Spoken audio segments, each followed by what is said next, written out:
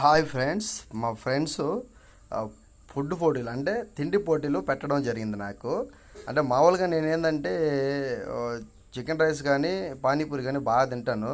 ఇంకా మా వాళ్ళు ఏం చేశారంటే మా ఫ్రెండ్ ఏం చేశాడంటే, నువ్వు 3 చికెన్ రైస్ తినేస్తే నీకు 5,000 అమౌంట్ ఇస్తానని చెప్పాను రెస్టారెంట్కి వెళ్తే. నేను తినేస్తానని చెప్పన్న. అప్పుడే వాళ్ళు ఏం చేశారంటే పెట్టేశారు. సరే 3 చికెన్ రైస్లు పెట్టిస్తాము, ఒక్కరో మిగల్చుకుంటే తినేయాలి, 5,000 అమౌంట్ ఇస్తానన్నారు.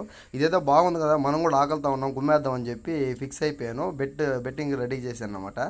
సరే ఓకే అని చెప్పి వాళ్ళు సర్వర్ తెచ్చేస్తూ ఉంటే నేను ఒక్కొక్క రైస్ తింటా ఉంటే వాళ్ళు ఆశ్చర్యపోయారు. ఎందుకంటే టేస్ట్గా ఉందన్నమాట ఫుడ్.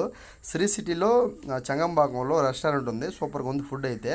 ఇంకేం చేశాను, నేను మామూలుగా తింటానా, బేబచ్చగా తిన్నా. 3 రైసులు తినేసరికి కూడా ఆశ్చర్యపోయారు, ఏంది అంతలాగే తినేసాడు 3 రైసులు అని చెప్పి.